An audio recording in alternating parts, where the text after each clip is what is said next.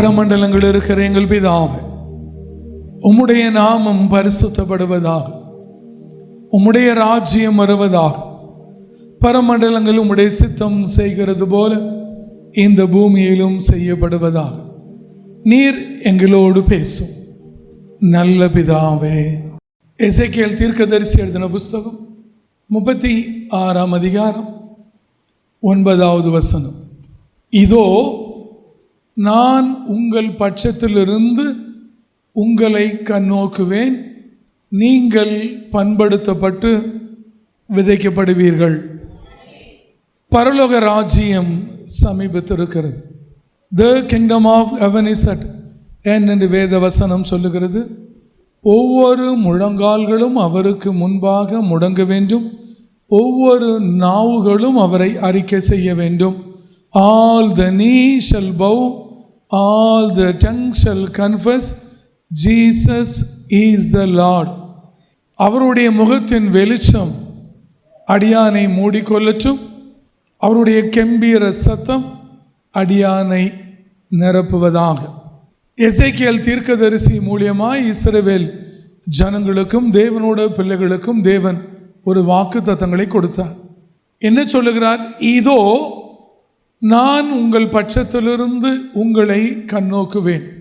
ஒருவேளை நேற்று வரை தேவன் தூரத்திலிருந்து உங்களை பார்த்திருந்தாலும், இல்லை தூரத்திலிருந்து அவர் கண்ணோக்கி இருந்தாலும், ஆண்டவர் சொல்லுகிறார், நான் உங்கள் பட்சத்திலிருந்து, உன் அருகிலிருந்து, உன் பக்கத்திலிருந்து, நெருக்கத்திலிருந்து உங்களை கண்ணோக்குவேன். நீங்கள் என்ன செய்கிறீர்கள், நீங்கள் என்ன பேசுகிறீர்கள், நீங்கள் எப்படி நடக்கிறீர்கள், உன் பேச்சு எப்படி இருக்கிறது, உன் நடக்கை எப்படி இருக்கிறது, உன் கண்களின் பார்வை எப்படி இருக்கிறது, உன் செவியின் கேள்வி எப்படி இருக்கிறது, உன் வாய் எப்படி இருக்கிறது, உன் நாவு எப்படி இருக்கிறது, உன் உதடுகள் எப்படி இருக்கிறது, உன் இருதயம் எப்படி இருக்கிறது, உன் கைகள் எப்படி இருக்கிறது, உன் செய்கைகள் எப்படி இருக்கிறது, உன் கால்கள் எப்படி இருக்கிறது, அதில் நடக்கிற நடை எப்படி இருக்கிறது என்று சொல்லி தேவன் உங்கள் பட்சத்திலிருந்து உங்களை அவர் கண்ணோக்குகிறார். ஒரு அல்லையே சொல்லுமே. இனி நான் உங்களை பார்ப்பதை விட வச்சகன் வாங்காமல் என் ஆண்டவராகிய இயேசு கிறிஸ்து உங்களை பார்க்கிறார். ஒரு அல்லையே சொல்லுமே. ஒருவேளை அவர் பார்க்கிற பொழுது, அவர் உன் பட்சத்தில் இருக்கிற பொழுது, ஒருவேளை நீங்கள் தேவனுக்கு பிரியமுள்ளவர்களாய் வாழ்வீர்களே என்றால், தேவனுக்கு பிரியமுள்ள மகளாய் நீங்கள் இருப்பீர்களே ஆனால், தேவனுக்கு பிரியமுள்ள மகனாய் இருப்பீர்களே ஆனால், தேவனுக்கு பிரியமுள்ள ஊழியம் செய்கிறவர்களாய் இருப்பீர்களே ஆனால், இதோ தேவனோட பண்டக சாலையிலிருந்து அவர் சொற்படி செய்யும் பெருங்காற்று பூமி எங்கும் அடித்து கொண்டு போவதாக. ஒருவேளை நீங்கள் அவருக்கு பிரியமானவைகளை செய்கிறவர்களாய் இருக்கிற பிள்ளைகளாய் இருப்பீர்களே ஆனால், தேவன் உங்களை பண்படுத்துவார். ஒரு அல்லையா சொல்லுமே. இந்த பூமியிலே தேவன் பண்படுத்தும்படி ஒரே ஒருவருக்கு தான் முதலில் அதிகாரம் கொடுத்திருந்தார். அப்படி இந்த பண்படுத்தும்படி இந்த பூமியிலே அதிகாரம் வாங்கி கொண்டு வந்த ஒருவர், அவனுக்கு கொடுத்த மனைவி, இருவர் தான், அவர்கள்தான் ஆதாமும் ஏவாளும். ஒரு அல்லையா சொல்லுமே. தேவன் இந்த பூமியை பண்படுத்தும்படி, இந்த பூமியையே பண்படுத்தும்படி தேவன் அதிகாரம் கொடுத்தது ஆதாமிற்கு. ஒரு அல்லையா சொல்லுமே. இந்த பூமியிலே வேண்டிய விதைகளை விதைக்கும்படி அதிகாரம் கொடுத்தது ஆதாமிற்கு, ஆதாமோடு இருந்த ஏவாளுக்கு. ஒரு அல்லையா சொல்லுமே. இந்த பட்டணத்தை மாத்திரமல்ல, இந்த தேசத்தை மாத்திரமல்ல, இந்த பூமியே பண்படுத்தும்படி அவர்களை தான் தேவன் வைத்தார். அவர்கள் பண்படுத்தினதுதான் இந்த பூமி, அவர்கள் பண்படுத்தினதான் இந்த சதுப்பு நிலம், அவர்கள் பண்படுத்தி விதைத்ததுதான் இந்த மரங்கள், செடிகள், கொடிகள், கனிகள் எல்லாம் தேவன் அவர்களுக்கு கையளித்து அவர்களாலே உருவானது. தேவனுக்கு பிரியமானது. ஒரு அல்லையே சொல்லுமே. அவைகளை சத்துரும் சாத்தானும் கெடுத்திருக்கலாம். ஆனால் தேவனோட சித்தத்தின்படி அவர்கள் இந்த பூமியை பண்படுத்தினார்கள். பண்படுத்தும்படி தேவன் கொடுத்தார். ஒருவேளை நீங்கள் தேவனுக்கு பிரியமாய் இருப்பீர்களே ஆனால், இல்லை ஆதாமிற்கோ ஏவாளிற்கோ நீங்கள் உண்மையான பிள்ளைகளாய் இருப்பீர்களே ஆனால், உங்களையும் தேவன் பண்படுத்தப்பட்டு உங்களையும் இந்த பூமியில விதைப்பார். ஒரு அல்லையே சொல்லுமே. இதோ நான் உங்கள் பட்சத்திலிருந்து, ஒரு அல்லையே சொல்லுமே, அருகிலிருந்து, பக்கத்திலிருந்து, நெருக்கத்திலிருந்து, அதாவது அதை எப்படி வேண்டுமானாலும் சொல்லலாம். அப்பேற்பட்ட ஒரு வார்த்தை தான் அந்த பட்சம். அதில் ஒரு கருணை உள்ளத்தோடு எல்லா உள்ளமும் அடங்கி நெருக்கமும் அடங்கி நெருங்கி இருக்கிறதுதான் அந்த பட்சம். அந்த பட்சம்தான் நம்மோட பக்கத்தில் இருந்து அவர் நம்மளை கண்ணோக்குவேன் என்று சொல்லுகிறார். ஒரு அல்லையா சொல்லுமே.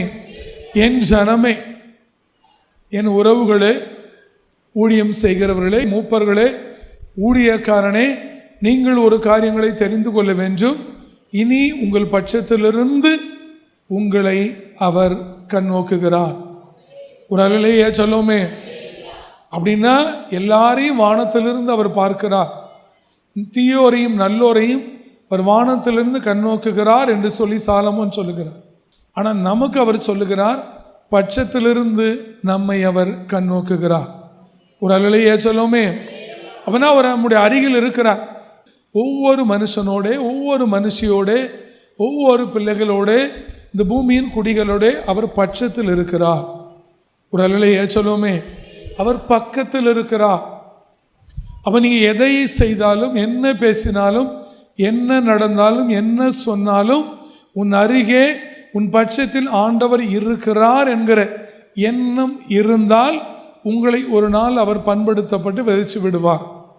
இல்லை என்றால் நீங்கள் அவரை விட்டு தூரம் போய்விடுவீர்கள். ஒரு அல்லையே சொல்லுவோமே. மிகப்பெரிய ஒரு வாக்கு தத்துவத்தை தேவன் கொடுத்திருக்கிறார். பட்சத்தில் இருக்கிறது என்றால் என்ன அதற்கு அர்த்தம் யாருக்காவது தெரியுமா? இந்த பட்சத்தில் இருந்து அவர் கண்ணோக்குகிறது என்றால் என்ன அர்த்தம்?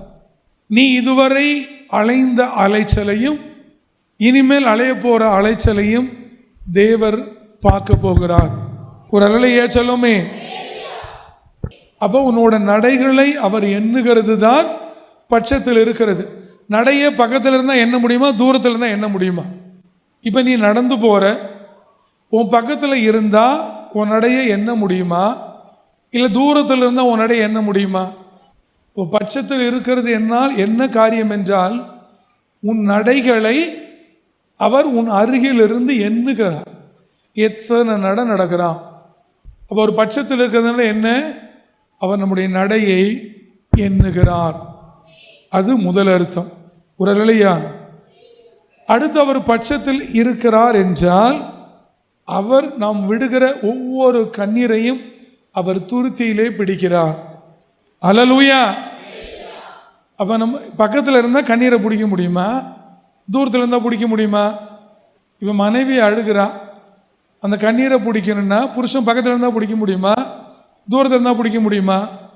அப்படித்தான் நீயும் நானும் மனவாட்டியாகிய நாம் அழுகிற பொழுது மணவாளன் அருகே இருந்து இந்த நாளிலிருந்து ஒவ்வொரு சொட்டு கண்ணீரையும் அவர் பிடித்து துருத்தியில் எண்ணிக்கைக்கு வைக்க போகிறார்.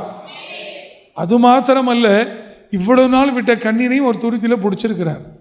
ஒருவேளை அவர் யார் யாரோட துருத்தியில் பிடிச்சிருக்கிறார் அது நமக்கு தெரியாது.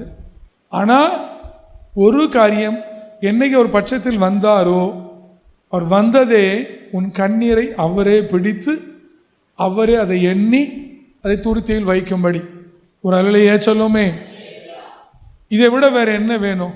நீ நடக்கிற நடையை பார்க்கறதுக்கு உன் பக்கத்தில் இருக்கணும், அதான் பட்சம். நீ விடுகிற கண்ணீரை துருத்தியில் பிடிக்கணும், அதான் பட்சம். அது அவரே எண்ணுறார், அவரே பிடிக்கிறார்.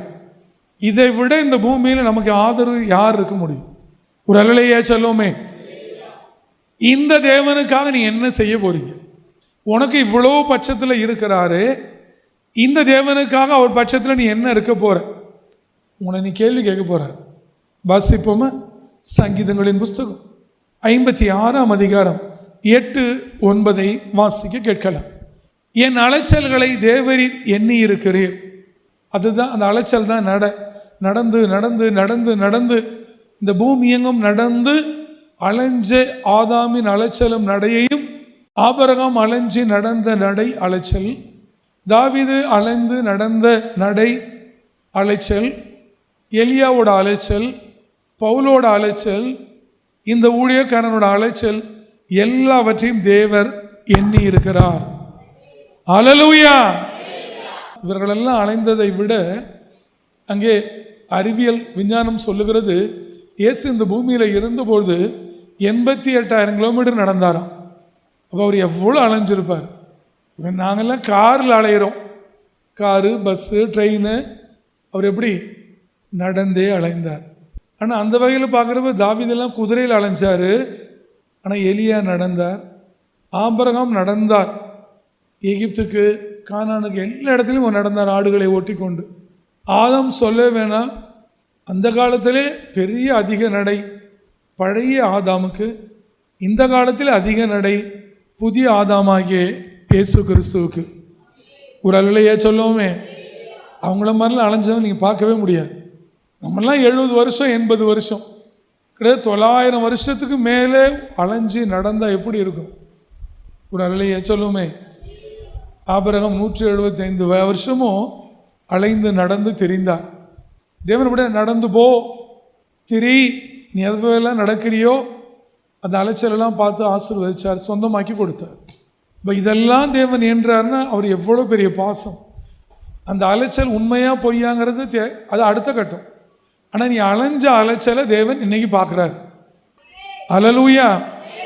அதனால் உங்களோட அலைச்சலை அவர் எண்ணி இருக்கிறாரு. இன்னும் நீங்கள் அவருக்காக வாழ ஒப்பு கொடுக்கிற பொழுது இன்னும் பெரிய காரியங்களை செய்ய போகிறார். அல்லேலூயா. என் கண்ணீரை உம்முடைய துருத்தியிலே வையும். என்ன சொல் தாவீது? என் கண்ணீரை உம்முடைய துருத்தியிலே வையும், அவைகள் உம்முடைய கணக்கில் அல்லவோ இருக்கிறது. அப்போ என்னென்ன பட்சத்தில் இருந்து அவர் அந்த கண்ணீரெல்லாம் பிடிக்கிறதுனால தான் அது உன் கணக்கில் இருக்குன்னு தாவீது சொல்கிறார். அதுதான் பட்சத்தில் இருக்கிறது.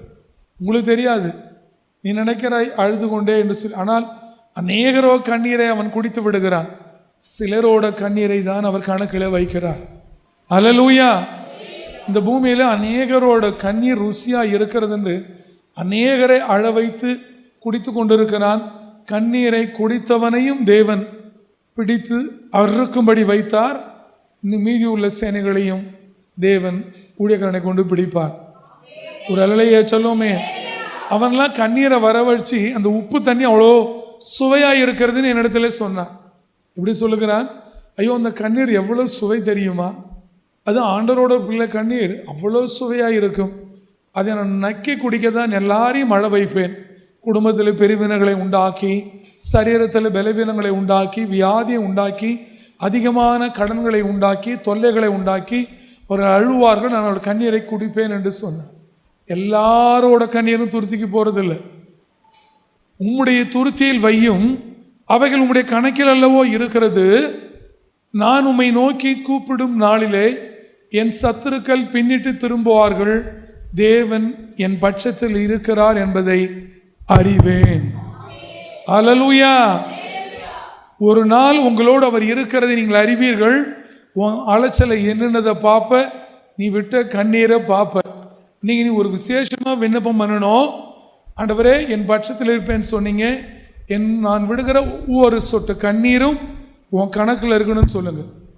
உன் அலைச்சலை எண்ணுகிற இந்த தேவனுக்காக, உன் கண்ணீரை கணக்கில் வைக்கிற இந்த தேவனுக்காக, உன் பட்சத்திலிருந்து உன்னை கண்ணோக்குவேன் என்று சொல்லி கண்ணோக்கி கொண்டு இருக்கிற இந்த தேவனுக்காக, இந்த தேவனோட பட்சத்தில் வரப்போகிறது யார் என்பதை நீங்கள் ஆயத்தப்படுத்தி கொண்டே இருங்கள். செய்தியின் முடிவிலே உங்களை நான் கேள்வி கேட்கப் போகிறேன். ஒரு அல்லையே சொல்லுமே. ஒரு நாள் என் சகோதரன் மோசே 40 நாள் மலையின் உச்சியிலிருந்து தேவனிடத்திலே கற்பலகைகளை வாங்கி கொண்டு இறங்கி வருகிற பொழுது ஒரு பெரிய சத்தம்.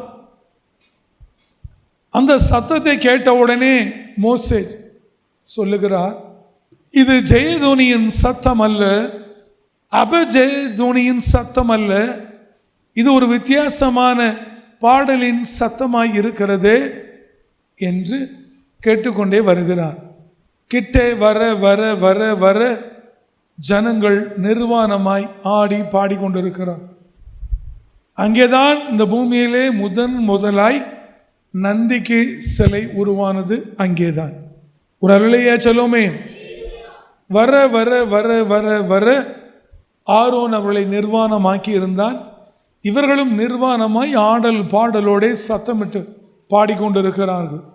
மோசே வருகிறார், அந்த கற்பலகை அதன் மேலே போடுகிறார். கற்பலைகளும் உடைந்து விடுகிறது, அந்த சிலையும் எரிந்து விடுகிறது. அப்பொழுது மோசே மிகவும் வருத்தம் உள்ளவராய் அங்கே இருக்கிற ஜனங்களை பார்த்து, அவ்வளோ கோத்திரத்து ஜனங்களும் இருந்தார்கள், எல்லாரையும் பார்த்து மோசே கேட்கிறார். இன்னைக்கு மோசேவாய் நின்று கேட்கிறேன், உங்களை எல்லாரையும் பார்த்து கேட்கிறேன், கர்த்தரின் பட்சத்தில் வருகிறவர்கள் யார்?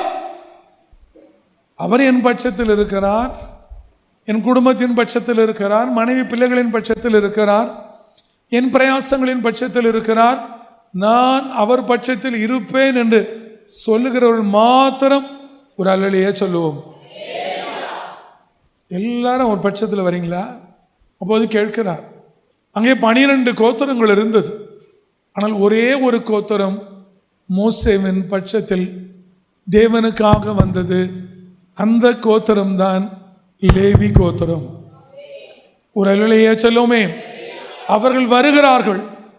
அவர்களை தான் மோசே சொன்னார், எடுங்கள் உங்கள் பட்டயத்தை எடுன்னு சொன்னார். அவர்களும் பட்டயத்தை எடுத்தார்கள். மோசே சொன்னபடி வெட்டினார்கள், கொலை செய்தார்கள். இவர்கள்தான் கர்த்தரின் பட்சத்தில் இருக்கிறவர்கள். என்ன நடந்தது பார்ப்போமா? யாத்ராகமத்தின் புஸ்தகம் 32ஆம் அதிகாரம் 26, 27 வாசிக்கலாம். பாளையத்தின் வாசலில் நின்று கர்த்தருடைய பட்சத்தில் இருக்கிறவர்கள் யார்? அவர்கள் என்னிடத்தில் சேர கடவர்கள் என்றான். அப்பொழுது லேவியின் புத்திரர் எல்லாரும் அவனிடத்தில் கூடி வந்தார்கள். ஒரு அல்லேலூயா சொல்லுமே. அதனால தான் இன்றைய வரை லேவியின் கோத்திரத்தை அவன் அழித்து கொண்டிருக்கிறான். அவன் இந்த பூமியில் அதிகமாய் போராடுகிறது லேவியின் கோத்திரத்தோடு. அப்பொழுது அந்த லேவியின் புத்திரர் எல்லாரும் கூடி வந்தார்கள். இப்படி வந்தாங்க, எல்லாரும் வந்தாங்க மோசே பக்கத்தில். நான் ஆண்டவரோட பட்சத்தில் இருப்பேன், கர்த்தர் சொல்கிறதை செய்வேன், மோசே சொல்கிறதை செய்வேன் அப்படின்னு சொல்லி வந்த ஒரே ஒரு கோத்திரம் லேவி. அதனாலே தான் இந்த ஊழியத்தை, அவருக்கு செய்கிற உன்னதமான ஊழியத்தை லேவி கோத்திரத்துக்கு அவர் கொடுத்தார். ஒரு அல்லேலூயா சொல்லுவோமே. அல்லேலூயா. அதில் எல்லாம் பெரிய பெரிய நிறைய ரகசியங்கள் எல்லாம் இருக்கிறது. லேவி என்பது சாதாரணமானதில், அது பின்னாளிலே கோத்திரம் பார்க்கிற பொழுது பார்த்தோம். அப்பொழுது லேவியின் புத்திரர்கள் எல்லாரும் அவனிடத்தில் கூடி வந்தார்கள். அப்பொழுது மோசே வந்து கேட்கிறார், பாளையத்தோட வாசலில் நின்று கர்த்தருடைய பட்சத்தில் இருக்கிறவர்கள் யார் அப்படின்னா, அன்றைக்கி ஆடி பாடி நிர்வாணமாக ஆடாதவங்களில் கர்த்தரோட பட்சத்தில் இருக்கிறவங்க யாருன்னு கேட்டப்ப, முந்தி மோசேவனிடத்திலும் தேவனிடத்திலும் வந்த அந்த கோத்திரம் தான் லேவியின் கோத்திரம். அல்லேலூயா. இன்னைக்கு மோசேவாய் கேட்கிறேன், இந்த உலகமே நந்திக்கு முன்பு ஆடி பாடினாலும், கிறிஸ்தவனே ஆடி பாடிபடி கெடுத்தாலும், கர்த்தருடைய பட்சத்தில் இருக்கிறவர்கள் யார்? அவனிடத்தில் கூடி வந்தார்கள். அவன் அவர்களை நோக்கி, உங்களில் ஒவ்வொருவரும் தன் பட்டயத்தை தன் அறையிலே கட்டி கொண்டு பாளையமெங்கும் உள்ளும் புறமும் வாசலுக்கு வாசல் போய் ஒவ்வொருவனும் தன் தன் சகோதரனையும் ஒவ்வொருவனும் தன் தன் சிநேகிதனையும் ஒவ்வொருவனும் தன் தன் அயலானையும் கொன்று போட கடவன் என்று இஸ்ரவேலின் தேவனாகிய கர்த்தர் சொல்லுகிறார் என்றான். ஒரு அல்லேலூயா சொல்லுமே. அன்னைக்கு அவர்கள் வைத்திருந்த பட்டயம் இந்த பட்டயத்திற்கு அடையாளம். அது ஒவ்வொருவனும் தன் தன் சகோதரனையும். என்ன அர்த்தம்? கிறிஸ்தவன்லாம் யோகியம் இல்லை, உன் சகோதரன்னா அவனுக்கு நீ ஆமாம் போடணும்னு அவசியம் இல்லை. நீ மோசேவோடு இருக்க வேண்டுமானால், கர்த்தரின் பட்சத்தில் இருக்க வேண்டுமானால், உன் சகோதரன் தவறு செய்வானே ஆனால் அவனையும் தண்டிக்க நீ ஆயத்தமாக இருக்கணும். அல்லேலூயா. உன் சிநேகிதன் தவறு செய்வானானால் அவனையும் தண்டிக்கணும். உன் அயலான் தவறு செய்வானானால் அவனையும் நீ தண்டிக்கணும். அப்படிப்பட்டவங்க தான் கர்த்தரின் பட்சத்தில் இருக்க முடியும். எல்லாரும் அல்ல. ஐயோ என் தம்பி, அன்னைக்கே நீ அவரை விட்டு போயிடுவேன். ஐயோ என் புருஷன், அன்னைக்கே போயிடுவேன். ஐயோ என் மனைவி போயிடுவேன். சொந்த சகோதரன் அப்படின்னு என்ன அர்த்தம்?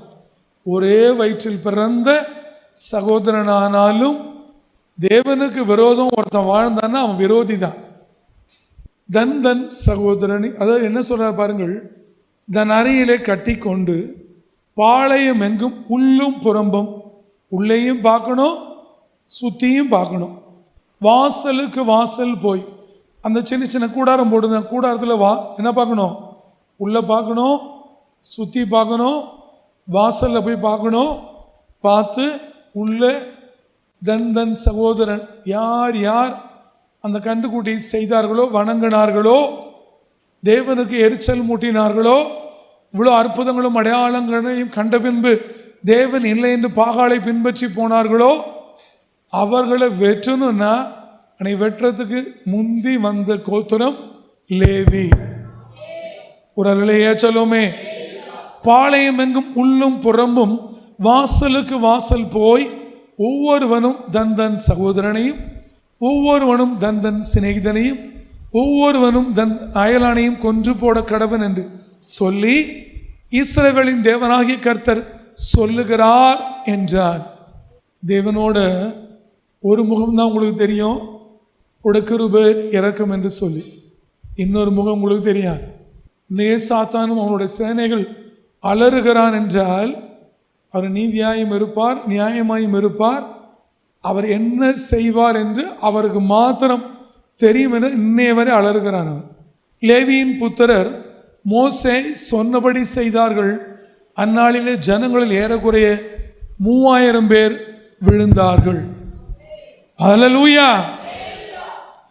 கர்த்தர் நாம் பட்சத்தில் இருக்கிறது நம்மளோட அலைச்சலை அவர் எண்ணுகிறதற்கும், நம்மோட கண்ணீரை கணக்கு வைக்கிறதற்கும், நம்முடைய சத்துருக்களை பின்னிட்டு திரும்பி போகிறதுக்காக அவர் நம்முடைய பட்சத்தில் இருக்கிறார். ஆனால் அவரோட பட்சத்தில் நாம் இருக்கிறது எதற்கென்றால் அவருக்கு பிரியமானதை செய்ய, அவருக்காக யுத்தம் செய்ய, அவருக்காக எதையும் செய்ய. ஒரு அல்லையே சொல்லுமே. பூமியின் குடிகள் எல்லாருக்கும் சொல்கிறேன், துன்மார்க்கனுக்கு விரோதமாய் எழும்பாம ஒருத்தன் இருப்பானே ஆனால், அக்கிரமத்துக்கு விரோதம் ஒருவன் எழும்பாமல் இருப்பானே ஆனால் அவன் தேவன உடையவனாய் இருக்கவே மாட்டான். இயேசுவும் எழும்பினார், 12 சிஷ்யர்கள் 11 சிஷ்யர்கள் எழும்பினார், 12வது தேர்ந்தெடுக்கப்பட்ட அவரும் எழும்பினார், பவுலும் எழும்பினார். எல்லாருமே வேதத்தில் ஆதாமிலிருந்து வெளிப்படுத்தல் விசேஷம் யோவான் வரை தேவனுடைய தாசர்களும் தீர்க்கதரிசிகளும் துன்மார்க்கத்துக்கும் அக்கிரமத்துக்கும் விரோதமாக எழும்பி வாழ்ந்தவர்கள் தான். அல்லேலூயா. யாரையும் புண்படுத்தாமல் இந்த பூமியில் வாழவே முடியாது. அப்படி ஒரு ஊழியக்காரன் வாழ்ந்தான்னா அவன் ஊழியக்காரன் இல்லை, அட்டு ஊழியக்காரன். நீங்கள் யாரை நாடி போதிக்கிறீர்கள் என்று பவுல் கேட்கிறார். மனுஷனையா தேவனையா? மனுஷனை பிரியப்படுத்துகிறவன் தேவனை பிரியப்படுத்த முடியாது, தேவனை பிரியப்படுத்துகிறவன் மனுஷனை பிரியப்படுத்த முடியாது. அசுத்தமும் பரிசுத்தமும் ஒன்றுக்கொன்று எதிரடையாக இருக்கிறதுன்னு பிரசங்கி சொல்லுகிறார். ஒன்று நேர் வழி, ஒன்று கோணலான வழி. அப்போ எப்படி உங்களுக்கு இது சரியாக இருக்கும்? இப்போ எந்த ஊழியக்காரன் நீங்கள் செய்கிறதெல்லாம் சரின்னு சொல்கிறானோ ஊழியக்காரன் இல்லை. இன்றைக்கி சொல்கிறேன், நீ தேவனுக்காக வாழணுன்னா துன்மார்க்கனுக்கு விரோதமாக ஊழியக்காரன் பக்கத்தில் நீ இருக்கணும். தேவனுக்காக நீ வாடுறவன்னா அக்கிரமத்துக்கு விரோதமாக ஊழியக்காரன் பக்கத்தில் இருக்கணும். இது ரெண்டும் இல்லைன்னா நீ தேவனுக்கு ஊழியம் செய்யவே முடியாது, செய்ய மாட்ட. செஞ்சவங்க இந்த வேதத்தில் இல்லை. ஒரு அல்லையா சொல்லுவோமே. அப்புறம் நீ என்ன ஊழியம் செய்வேன்? அவர் என் கூட இருக்கிறார் சொல்லிடாது, இருப்பார் சொல்லிடாது. நீ இருந்து பார், அவர் உன் பட்சத்தில் இருப்பார். ஒரு அல்லையா சொல்லுவோமே. வாசிப்போமா? அதுவும் இதை விட முக்கியமாக என்ன தெரியுமா? தேவன் சொல்றாரு, உங்களை சிட்சிக்கணுமா. என்னோட ஒவ்வொரு போதனையும் உங்களை குத்தி அறுத்து ரத்தம் வடிய வச்சா நீங்கள் வாழ்ந்துருவீங்க. ஆனால் உங்கள் இருதயத்துக்கு இனிமையாக இருந்தால் காலி ஆகிடுவீங்க. நான் என்ன பண்ணணும் சொல்லுங்க? என்ன பண்ணணும்? சிட்சித்து வேதத்தை போதிக்கிற மனுஷன் பாக்கியமான. அப்போ அந்த சிட்சை வரணும். நீ தேவன் பட்சமா இல்லைங்கிற அறிவு உனக்கு வரணும். உன் இருதயம் கூத்தணும். இந்த பூமியில் வாழ்ந்து 40 வருஷம் 50 வருஷம் என் மனைவி என் பிள்ளைகளுக்காக சம்பாதிக்கிறேன், ஓடுறேன், உழைக்கிறேன், தேவனுடைய சத்தியத்துக்கு விரோதமாக இருக்கிற துன்மார்க்கனுக்கு விரோதமாக அக்கிரமக்காரனுக்கு விரோதமாக இதுவரையில என்னால் ஜெபிக்க முடியல, வாழ முடியல, எதிர்த்து போராட முடியல. அப்படி ஒரு கிறிஸ்தவ வாழ்க்கையை உனக்கு தேவையில்லை. உனக்கு உன் மனைவி, உன் பிள்ளைகள், உன் குடும்பம், நீ கிறிஸ்தவனே இல்லை. நினைச்சு பார். போய் உட்கார்ந்து வீட்டில் உட்கார்ந்து பார். நீ துன்மார்க்கனுக்கு விரோதமாக என்ன செஞ்ச? அக்கிரமக்காரனுக்கு விரோதமாக என்ன செஞ்ச? இந்த பூமி அக்கிரமத்தாலே நிறைந்திருக்கிறது. இந்த பூமி துன்மார்க்கத்தாலே நிறைந்திருக்கிறது. சபை துன்மார்க்கத்தினாலே நிறைந்திருக்கிறது. சபை அக்கிரமத்தினாலே நிறைந்திருக்கிறது. நீ அதற்கு விரோதமாக என்ன செஞ்ச? ஆண்டவரை தெரியாதவன் அறியாதவன் கூட வந்தால் உன்ன மாதிரி 100 ரூபா காணிக்க போட்டு போகிறான். அவனுக்கு உனக்கு என்ன வித்தியாசம்? எவ்வளோ பேர் 100 200 போடுறான், நீ 100 200 போடுற, உனக்கு அவனுக்கு என்ன வித்தியாசம்? அப்புறம் நீ எதுக்கு சபைக்கு வர? நீ எதுக்கு வேதத்தை வச்சிருக்க? நீ என்ன கிறிஸ்தவன்? நீ என்ன சொல்லுவ ஆண்டவர்கிட்ட? நீ என்ன செஞ்சாலும், இந்த ஊழியத்தை என்ன தாங்கினாலும், ஒரு நாள் இல்லை ஒரு நாள் நீ அக்கிரமத்துக்கும் துன்மார்க்கத்துக்கும் விரோதமாக நீ போராடல, நீ தேவனோட பட்சமாக இல்லைன்னா நீ இந்த பூமியில் பிறந்து வாழ்ந்து சாகிறது அப்பிரயோஜனமானது. சங்கீதங்களின் புஸ்தகம் 94ஆம் அதிகாரம் 13, 14, 15 வாசிக்கலாம். சிட்சித்து உம்முடைய வேதத்தை கொண்டு போதிக்கிற மனுஷன் பாக்கியவான். அவன் யாராய் இருந்தாலும் பரவாயில்ல, இந்த பூமியில் எவனாய் இருந்தாலும் பரவாயில்ல. வெறும் சிட்சிக்கிறவன் பாக்கியவான் இல்லை, வேதத்தை கொண்டு போதிக்கிற மனுஷன். ஒரு அலைய சொல்லுமே, சிட்சித்து உம்முடைய வேதத்தை கொண்டு போதிக்கிற மனுஷன் பாக்கியவான். கர்த்தர் தம்முடைய ஜனத்தை நெகிழ விடாமலும் தம்முடைய சுதந்திரத்தை கைவிடாமலும் இருப்பார். அல்லேலூயா. நான் உங்களை சிட்சித்து உங்களை கடிந்து கொண்டு போதிக்கிற பொழுது, அதை நீங்கள் ஏற்றுக்கொள்ளுகிற பொழுது, அவருடைய ஜனமாய் இருக்கிற உங்களை நெகிழ விட மாட்டாரு, அவருடைய சுதந்திரமாய் இருக்கிற உங்களை கைவிட மாட்டாரு. அல்லேலூயா. நம்மால்னு சொல்லிடுவாங்க, நீ திருட்டுத்தனம் பண்ணிட்டு வந்தாலும் கர்த்தர் உன்னை கைவிடுவதில்லை, உன்னை விட்டு விலகுவதில்லைன்னு சொல்லிடுவான். நீ விபச்சாரம் பண்ணி வேசித்தனம் பண்ணி என்ன செஞ்சாலும் கர்த்தர் எப்படியே கைவிடாமல் இருப்பார். கர்த்தர் தம்முடைய ஜனத்தை நெகிழ விடாமலும் தம்முடைய ஜனத்தை சுதந்திரத்தை கைவிடாமலும் இருப்பார். நியாயம் நீதியின் இடமாக திரும்பும். ஒரு அல்லேலூயா சொல்லுமே. நியாயம் எங்க திரும்புது? நீதியின் இடத்துல. நியாயம் நீதி கிட்ட திரும்புதுன்னா நீயும் நானும் திரும்ப வேண்டிய இடம் நீதி தேவனிடத்துல. அல்லேலூயா.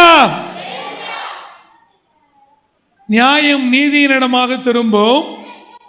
செம்மையான இருதயத்தார் யாவரும் அதை பின்பற்றுவார்கள். அல்லேலூயா. உங்களை சிட்சித்து கடிந்து கொள்ளுகிற உபதேசம் வருகிற பொழுது செம்மையான இருதயம் உள்ளவர்கள் அதை பின்பற்றுவார்கள். அக்கிரம இருதயம் உள்ளவர்கள் அதை மறந்து போய் விடுவார்கள். அல்லேலூயா. அதை பின்பற்றுவார்களாக.